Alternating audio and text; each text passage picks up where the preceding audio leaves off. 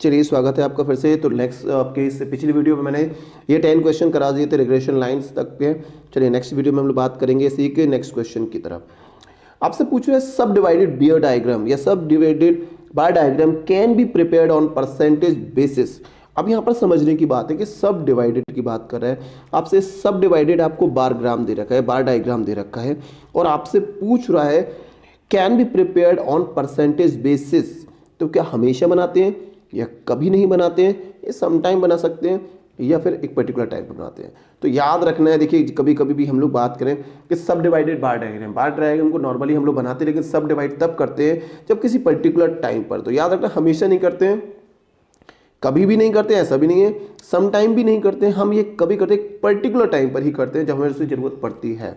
Okay तो सब divided बार diagrams पर हमेशा बात नहीं करेंगे। देखिए नेगेटिव स्क्यूनेस पे हम लोगों ने क्वेश्चन पढ़ लिया था, अब आ जाता है आपका पॉजिटिव स्क्यूनेस। याद रखना है पॉजिटिव स्क्यू डिस्ट्रीब्यूशन इज, जब पॉजिटिवली की बात करें या पॉजिटिव की बात करें तो पॉजिटिव स्क्यूनेस डिस्ट्रीब्यूशन कब होता है। याद रखना है पॉजिटिव स्क्यूनेस तब होगा जब सिमेट्री बिल्कुल भी ना हो। दैट मीन्स अगर एसिमेट्रिक है कि डिस्ट्रीब्यूशन कोई फिक्स नहीं है, एसिमेट्रिक होता है तो हमेशा पॉजिटिव स्क्यूनेस आता है। तो ऑप्शन याद रखना है हमेशा बी हो जाएगा। पॉजिटिव स्क्यूनेस डिफरेंस डिस्ट्रीब्यूशन कब होगा, जब आपके याद रखना डिस्ट्रीब्यूशन कैसा हो, एसिमेट्रिक हो। असिमेट्रिक होगा तो भाई नेगेटिव आ जाएगा।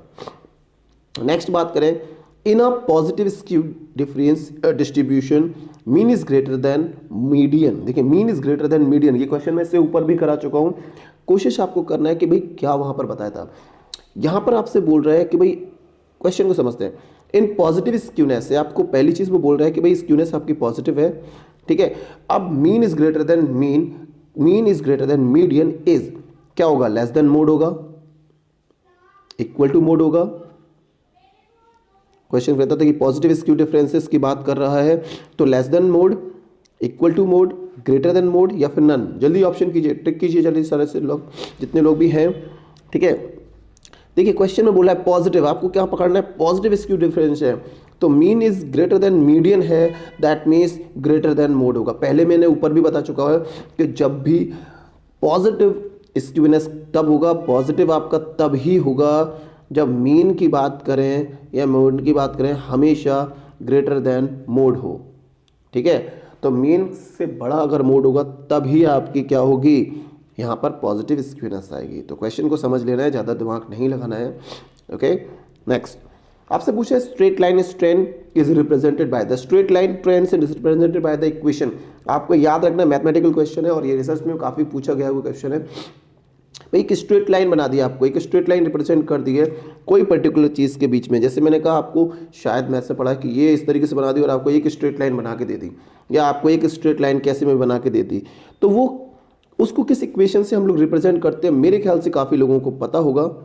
नहीं पता है तो याद रखना है स्ट्रेट लाइन की जो है, स्ट्रेट लाइन की जो इक्वेशन होती है वो फिक्स होती है, y is equal to a plus b x. ये बेटा हमेशा मैथमेटिकल है, याद रखने की चीज़ है। हमेशा याद रखें कि स्ट्रेट लाइन इक्वेशन होती है y is equal to a plus b x. Okay next standard deviation is the dash. Next बात करें कि standard deviation is the dash of variation. कोशिश कीजिए भाई, काफ़ी लोग कमेंट कीजिए, आंसर कीजिए, जल्द से जल्द सोचने के लिए मैं टाइम दे रहा हूँ क्योंकि पिछली वीडियो मैंने जल्दी जल्दी कराने के चक्कर में काफ़ी लोग बोल रहे थे कि सर आप ऐसा कीजिए जिसमें आंसर ना लिखे हो, इसलिए मैंने उस तरीके से क्वेश्चन आपके लिए बना रखा है। कोशिश कीजिए, आप लोग कमेंट कीजिए और अपने आप में सोचिए कि आप लोग जितने क्वेश्चन कर पा रहे हो क्या वो सारे करेक्ट हैं या फिर उनमें से कोई नहीं है। ओके नेक्स्ट देखिए, अब तक क्वेश्चन पढ़ लिया होगा आपने। 15 की बात करें, 15 में क्या बोल रहा है आपसे, the standard deviation is the dash of variation. देखिए स्टैंडर्ड डेविएशन है, क्या लीस्ट मेजर करता है या बेस्ट मेजर करता है या एवरेज करता है या none of the above. Standard deviation की बात करें तो standard deviation is the dash of variation का मतलब है बेस्ट मेजर ऑफ वेरिएशन होता है।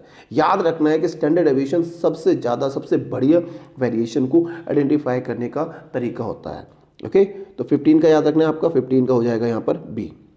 चलिए नेक्स्ट आपसे पूछा है इन डिस्क्रीट, चलिए इस in discrete and continuous frequency distribution N. देखिए यहाँ पर क्वेश्चन भी जो है वो स्टैटिक्स पे काफ़ी ज़्यादा है, ओके, स्टैटिक्स वाले क्वेश्चन मैंने लिए क्योंकि काफ़ी लोगों को दिक्कत वहीं पर होती है। बाकी वीडियोस में आप लोग चेक करोगे कि हर तरह के क्वेश्चन सैम्पल पे, हाइपोथेसिस पर, हर पैटर्न पर वीडियो पड़ी हुई इस चैनल पर।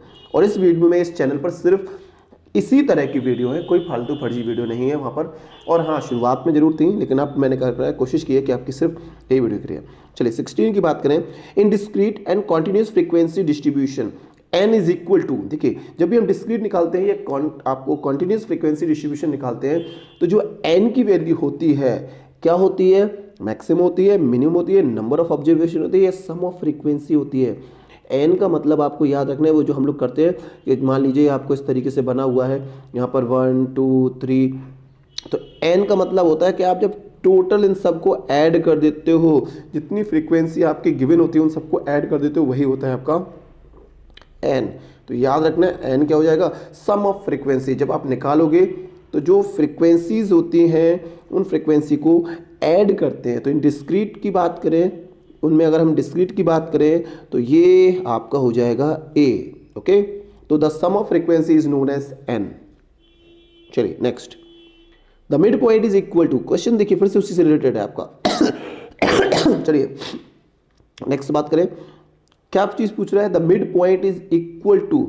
अब मिड पॉइंट कैसे निकालेंगे हम, मिड पॉइंट निकालने का भी देखिए फॉर्मूला होता है और ये फॉर्मूले पे ही मैंने क्वेश्चन बना के रखा हुआ है।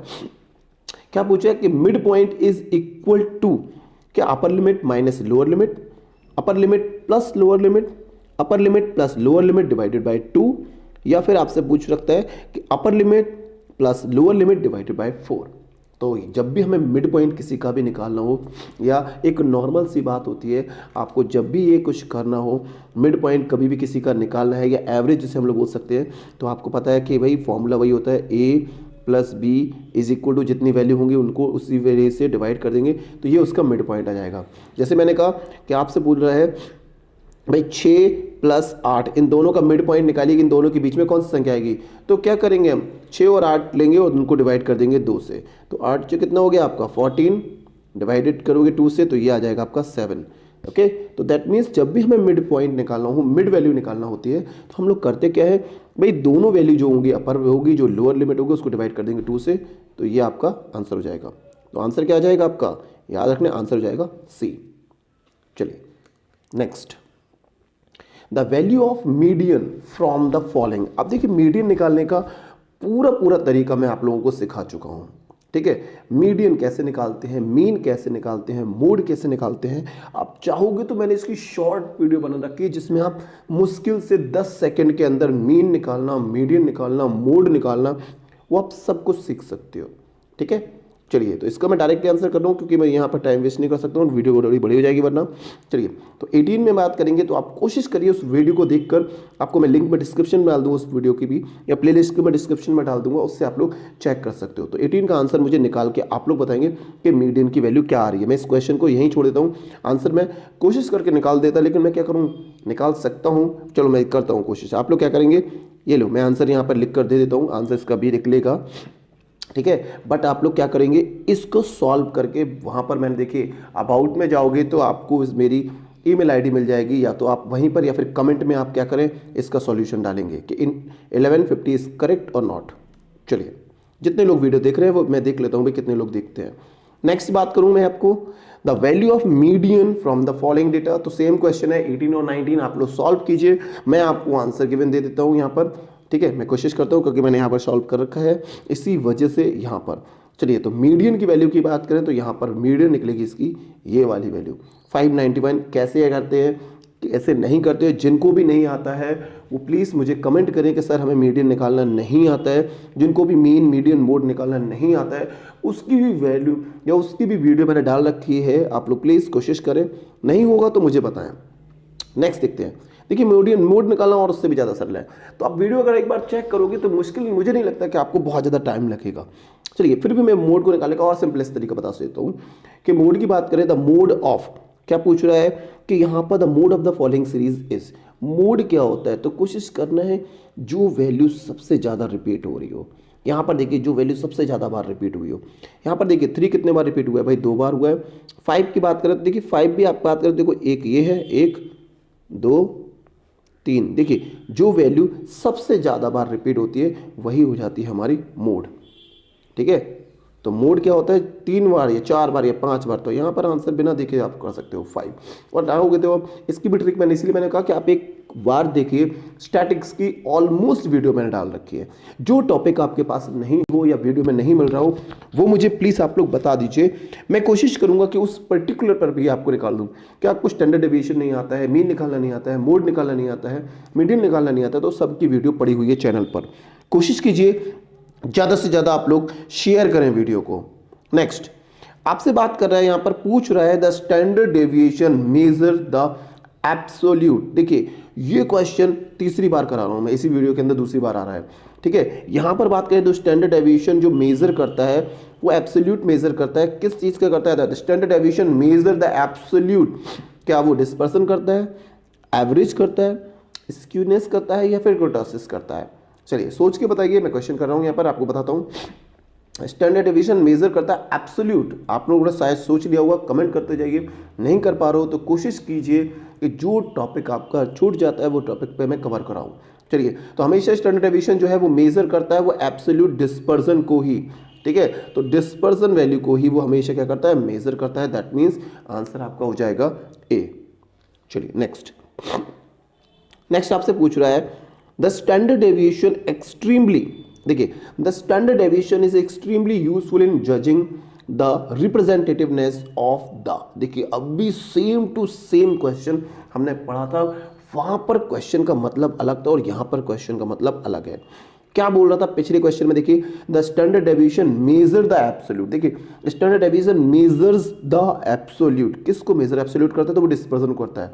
नेक्स्ट क्वेश्चन में देखिए कुछ और क्वेश्चन पूछ रहा है। क्या पूछ रहा है? देखिए the standard deviation is extremely useful. देखिए extremely useful in judging the representativeness of the. देखिए अब यहां पर क्वेश्चन थोड़ा सा अलग हो गया, एक्सट्रीमली यूजफुल इन। तो जब भी मैं बात करूं एक्सट्रीमली यूजफुल इन आता है तो यहां पर आंसर हो जाता है आपका मीन। ओके, तो जब आप स्टैंडर्ड डेविएशन निकालोगे तब आपको मीन निकालना पड़ता है और उसका मतलब आपको जब तक मीन नहीं निकालोगे आपसे स्टैंडर्ड डेविएशन भी नहीं निकलेगा और वहां पर आप कर सकते हो। ठीक है, तो आंसर हो जाएगा इसका 22 का बी हो जाएगा। नेक्स्ट यहाँ पर बात करें आपसे 23 में क्या पूछना चाह रहा है? Dash is use to compare the variability of 2 or more than 2 series. अब देखिए यहाँ पर पूछ रहा है आपसे कि dash is use to compare the variability of 2 or more than 2 series. 2 है या 2 से ज़्यादा सीरीज है, उनको हमें कंपेयर करना है, उनकी वेरिएबिलिटी को कंपेयर करना है। तो इनमें से हम किसको यूज़ करेंगे? देखिए आपके पास ऑप्शन 4 है। क्या आप मीडियन से कर सकते हो, मीन से कर सकते हो, ठीक है, मीन से कर सकते हो, स्टैंडर्ड डेविएशन से कर सकते हो, या कोफिशिएंट ऑफ वेरिएशन से कर सकते हो, या मीन डेविएशन से कर सकते हो। जल्दी से सोच कर बताएं मुझे क्या चीज़ पूछ रहा है आपको। भाई 2 सीरीज है, उन 2 सीरीज के बीच में हमें वेरिएबिलिटी को मेजर करना है, तो मीन से तो नहीं कर सकते, मीन तो एक ही सीरीज के लिए होता है, स्टैंडर्ड डेविएशन भी एक ही सीरीज का होता है, मीन डेविएशन भी पर्टिकुलर एक ही सीरीज का होता है।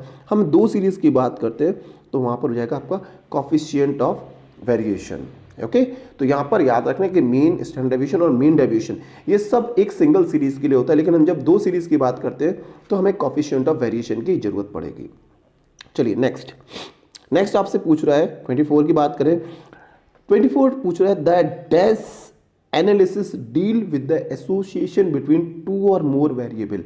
डैश एनालिसिस, देखिए क्वेश्चन को समझिए, कोशिश कीजिए आपकी जो क्रिएटिविटी है या आपकी जो थिंकिंग है वो आपकी डेवलप हो। इसी वजह से मैंने इनके आंसर्स हटा के आपको दूसरी तरीके से आपको टाइम देके क्वेश्चन को करा रहा हूं।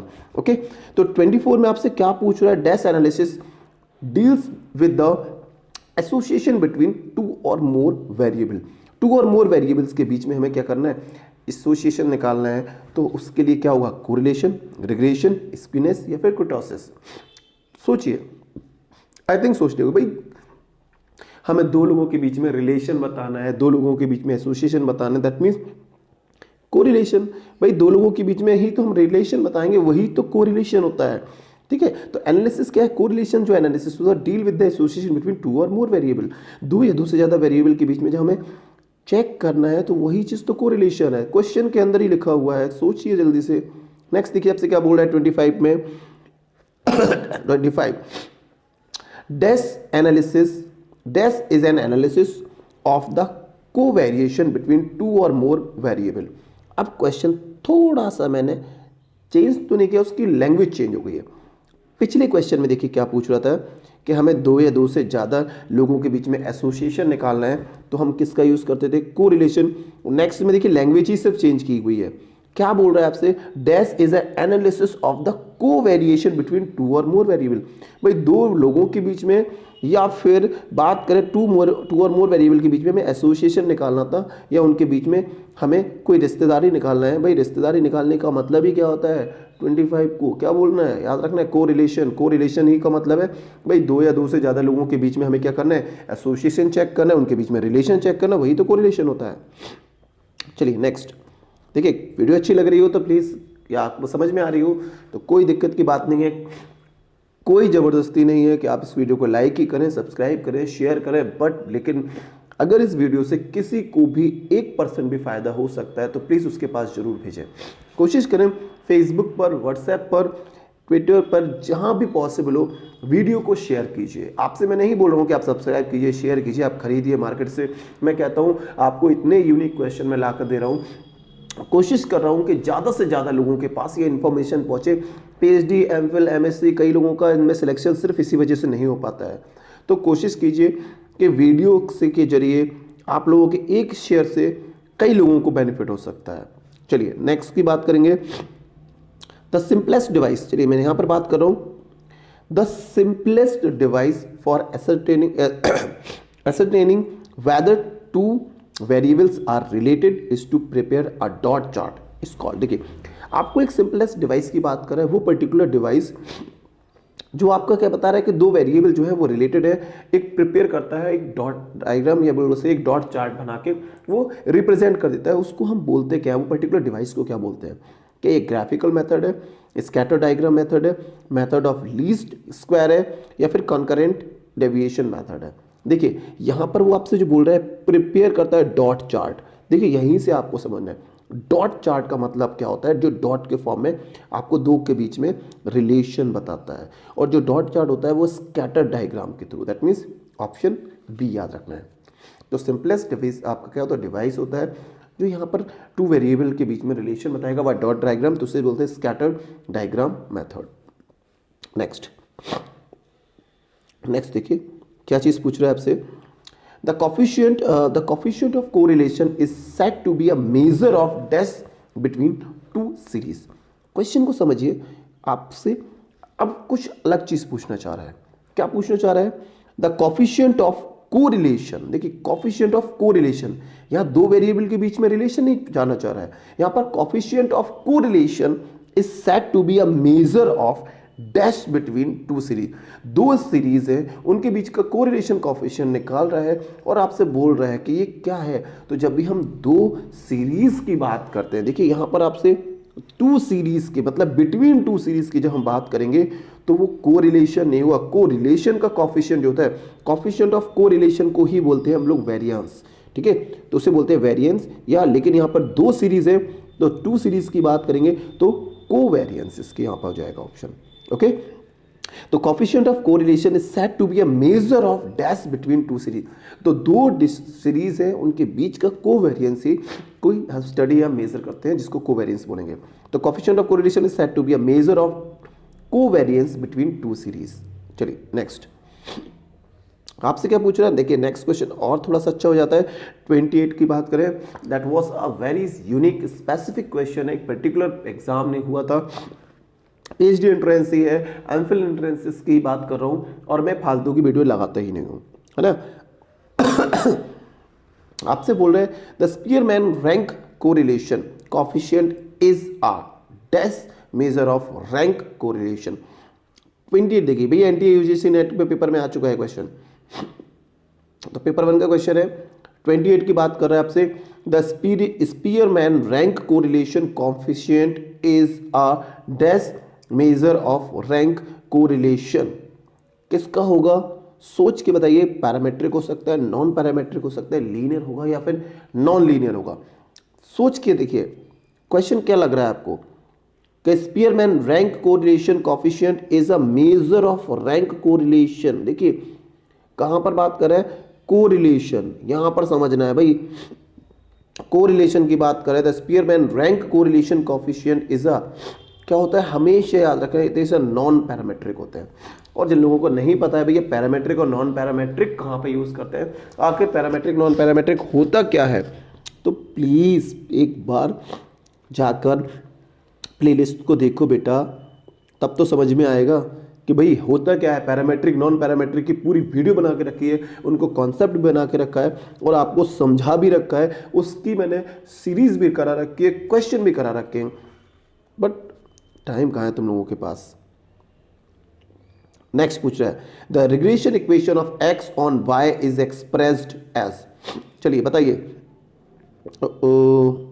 Regression equation of x on y is expressed as, दिख ही रही है डायरेक्ट मेरे ख्याल से, अगर किसी को दिख गई है तो जल्दी से कमेंट करके बताएं, नहीं दिख रही है तो पहले भी बता चुका हूँ रिग्रेशन लाइन के बारे में, y is equal to a plus b x, okay, तो बिना देखे जिना लेट करिए, सीधे सीधे करें, चलिए पंडित जी की जय हो। The regression equation of y on x is expressed as, देखिए दोनों क्वेश्चन में क्या डिफरेंस है, the regression equation x on y, देखिए x ऑन y, तो जब भी इसको देखिए ट्रिक भी बता सकता हूँ मैं, कोशिश करता हूँ, काफ़ी लोग स्टैटिक्स पढ़ रहे हैं और नहीं पढ़ रहे हैं तो बड़ी बात नहीं है, कोई बहुत बड़ा टॉपिक नहीं होता है, समझिए। तो एक्सप्रेशन की बात करें, regression equation of x on y, देखिए क्वेश्चन में क्या समझ रहे हैं, किस पर पूछ रहा है, आपसे बोला है x ऑन y, देखिए अब जिसके ऊपर बोलेगा x on y is expressed है, तो जब भी हम बात करेंगे x ऑन y पूछ रहा है तो इसको आपको क्या कर देना है, लास्ट में ले आना है, ठीक है, और इसको आगे ले आना है। तो जिस ऑप्शन में आपको x ऑन y जिसको पर ऊपर दूसरा डिपेंड है उस वैल्यू को देखना है कि लास्ट में है या नहीं। तो देखो पहले वाले में तो है ही नहीं तो गलत हो गया, दूसरे वाले में भी नहीं है, अब तीसरा और चौथा ऑप्शन हो सकता है, बट यहाँ पर देखिए क्या है, y is equal a plus b x में भी हो सकता था, देखिए लेकिन नीचे वाला भी हो सकता था, बट मैंने कहा यहाँ पर देखना है एक लाइन इक्वेशन है, रिग्रेशन इक्वेशन है, तो यहाँ पर देखिए डायरेक्ट दिख रहा है, तो जिस पे पूछ रहा है x ऑन y पूछ रहा है मतलब x आपको लास्ट में मिलेगा, y आपको आगे मिलेगा। देखिए नेक्स्ट क्वेश्चन में यही का ऑपोजिट है, आपसे क्या पूछ रहा है, regression equation of y on x, देखिए y ऑन x, अब देखिए फिर से वही लगाना है, कहां पर आपको दिख रहा है ऑपोजिट इक्वेशन, देखिए क्या बोल रहा है y ऑन x, अब जिस ऑप्शन में मुझे ये दिखाई दे कि y मुझे साइड में दिखाई दे और x मुझे आगे की तरफ दिखाई दे, ये ऑप्शन मुझे ढूंढना है, ठीक है। ये ऑप्शन देखिए पहला वाला है क्या, बिल्कुल नहीं है, ही नहीं यहाँ पर। दूसरा ऑप्शन है क्या, नहीं है। तीसरा ऑप्शन देखते हैं, देखिए तीसरा और चौथा ऑप्शन में दिख सकता है, तो मैंने क्या बताया भाई x और x की तो बात ही नहीं होगी, दैट मीन्स ऑप्शन क्या हो जाएगा हमारा, ये C, x is equal to a plus b Y.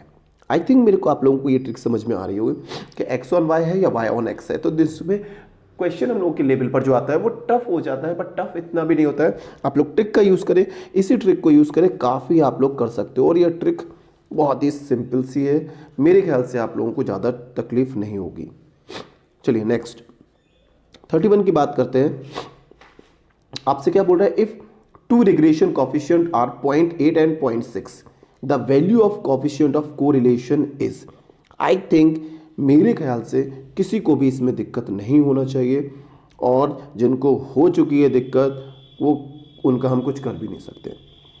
भाई किसको लोगों को आता है इसका कमेंट करें, आंसर सारे लोग। भाई if two regression coefficient are 0.8 and 0.6 the value of coefficient of correlation, coefficient of correlation, भाई मुझे ये देख रहा है भाई कितने लोग ये वीडियो को देख रहे हैं, आंसर मुझे पता है, कोशिश करते हैं। चलिए मैं एक क्वेश्चन छोड़ ही देता हूँ बीच में, जिससे कि आप लोग कर पाए या नहीं। चलिए 31 का आंसर जो लोग वीडियो देख रहे हैं प्लीज़ वो लोग आंसर करें। मैं एक काम करता हूँ, मैं ये चेक करता हूँ कि आप लोग में से कितने लोग हैं, अगर नहीं आता है तो प्लीज़ आप लोग कमेंट करें, मैं इसका आंसर आपको कमेंट में डाल दूंगा, ठीक है। एक क्वेश्चन मैं कोशिश करता हूँ, फिर भी मैं आपको एक हिंट देता हूँ कि यहाँ पर जो आंसर होगा वो क्वेश्चन की वैल्यू में से ही एक कोई सा निकलेगा।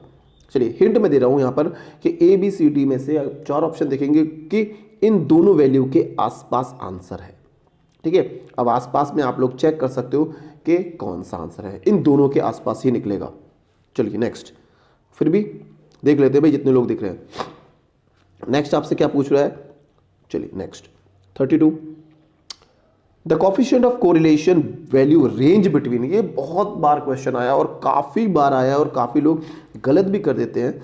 यहाँ याद रखना कोफिशिएंट ऑफ कोरिलेशन वैल्यू जो होती है वो कहाँ से कहाँ तक करती है भाई, 0 एंड 1 करती है? नो, आपको ये चीज़ पता होना चाहिए। -1 से लेकर -1, 0, +1, मतलब -1 से लेकर +1 तक ये वैल्यू आपकी जाती है। तो ये याद रखिए, जिस ऑप्शन में आपको दिखेगा जहाँ पर 0 1 है तो ये गलत हो गया, नन तो हो नहीं सकता। -1 से 0 ये भी नहीं है, इसके आगे भी जाता तो -1 एंड +1, तो यहाँ पर रखना यहाँ से यहाँ तक चलती है। तो 32 में याद रखना काफ़ी बार पूछा गया है, काफ़ी लोग गलत कर देते हैं।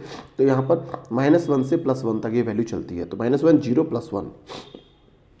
नेक्स्ट, ये भी स्टैटिक्स का क्वेश्चन प्रोबेबिलिटी बेसिस पर है, कोशिश कर सकते हो डायरेक्ट भी कर सकते हो। मैं कोशिश करता हूँ डायरेक्ट करने की ट्रिक से। अ bag contain 10 black 20 white balls and ball is drawn at random, what is the probability that is black.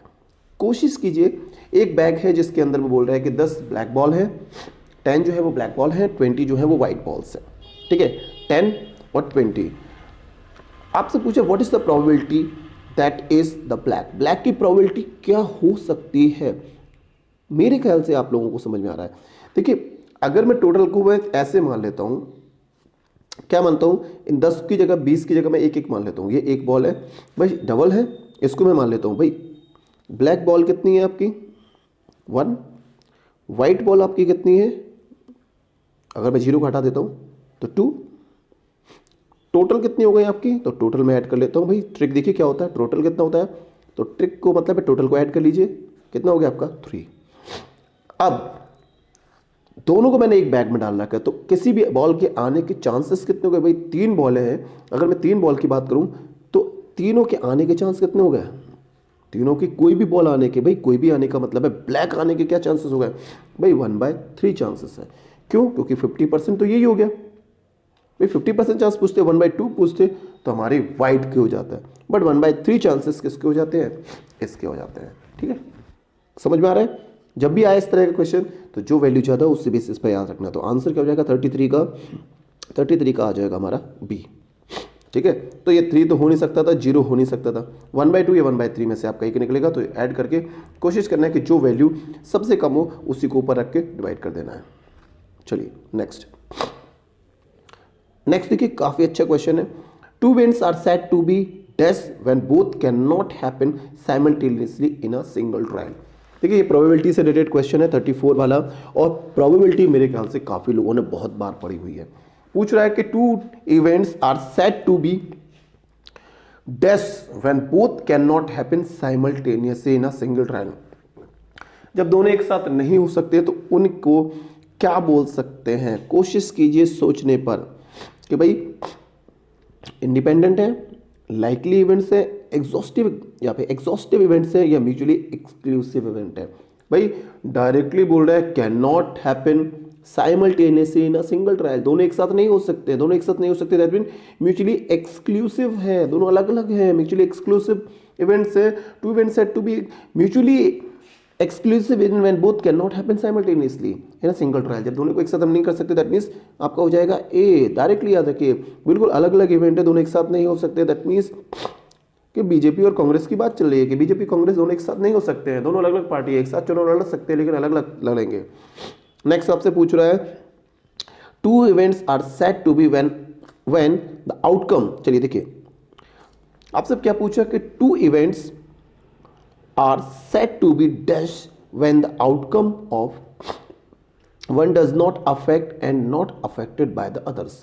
देखिए, 2 events said to be dash, 2 event को हम क्या बोलेंगे जब आउटकम दोनों का does not affect and not affected by the others। सोचिए जल्दी से, 35 क्या चीज़ बोल रहा है कि भाई एक के जीतने या हारने से दूसरी पार्टी को कोई फर्क नहीं पड़ रहा है। इसका मतलब क्या है कि मान लीजिए मैंने कहा 4 पार्टीज है, 4 लोग हैं चुनाव लड़ रहे हैं, एक बीजेपी से हो गया, एक कांग्रेस से हो गया, एक आम आदमी पार्टी से हो गया, और एक फालतू हो गया, मतलब एक निर्दलीय हो गया। ठीक है, किसी पर्टिकुलर पार्टी का नहीं है। तो अब क्या होता है कि भाई बीजेपी का आदमी जीतेगा तो बीजेपी वाली पार्टी को फायदा होगा, कांग्रेस वाला जीतता है तो कांग्रेस वाले को फायदा होगा, या आम आदमी पार्टी का जीतता है तो आम आदमी पार्टी को सेंटर पे फायदा होगा। बट अगर मैं बात करूं इन चारों में से कि अगर कोई एक जीत जाता है उससे कोई फर्क नहीं पड़ रहा है किसी पार्टी को, दैट मीन्स वो कैसा होगा भाई, निर्दलीय वाले के जीतने से किसी को कोई फर्क नहीं पड़ता है। क्यों? क्योंकि वोट की काउंटिंग कहीं नहीं जाएगी। दैट मीन्स याद रखना है कि two events are said to be dash, two events are said to be independent when the outcome of one does not affect and not affected by the others। तो जब किसी के जीतने या हारने से किसी पर कोई फर्क नहीं पड़ता, दैट मीन्स किसी के होने या ना होने से उसे कोई फर्क नहीं पड़ता कि भाई किसी पार्टी से उसे कोई मिल ही नहीं रहा है, दैट मीन्स वो इंडिपेंडेंट है। उसके होने से किसी पर कोई इफेक्ट नहीं पड़ेगा, उसके ना होने से भी किसी को कोई इफेक्ट नहीं पड़ेगा, और ना ही सारी पार्टियों से उस पर कोई इफेक्ट पड़ेगा। तो ऐसे वैल्यू को बोलते हैं, ऐसे इवेंट्स को बोलते हैं हम लोग इंडिपेंडेंट। ओके, नेक्स्ट 36 आपसे क्या पूछा है कि dash events are those in which the occurrence or non occurrence of one event in any one trial affect the probability of other events other trials. अब यहां पर देखिए क्वेश्चन थोड़ा सा चेंज कर दिया, उसको देखिए जिसके होने या ना होने से कोई फर्क नहीं पड़ रहा था। मान लीजिए मैंने कहा एक पार्टी है, उस पार्टी का एक नेता है, मान लेते हैं कि भाई वो जीतता ही उसी की वजह से है, अगर वो होगा नहीं या होगा नहीं या फिर नहीं होगा तो इफेक्ट पड़ेगा पूरी पार्टी पर। जैसे मान लेते हैं मोदी जी की, अगर मान लेते हैं कि मोदी जी को हटाकर वो कह दे कि भाई हम प्रधानमंत्री इनको नहीं बनाएंगे, किसी दूसरे को बना देंगे, तो क्या हो रहा है बेटा, इनकी जीत और हार, बीजेपी की जीत और हार जो होगी वो डिपेंड कर गई अब उस पर कि भाई अब इसकी जगह बीजेपी पर्टिकुलर कैंडिडेट जो थे वो उन्हीं की वजह से वोट दे रहे थे, कुछ ऐसे थे जो चाह रहे थे कि ये हट जाए बस, बाकी कोई भी आ जाए। तो यहां पर क्या होगा, जब ऐसे इवेंट होते हैं जो इसकी वजह से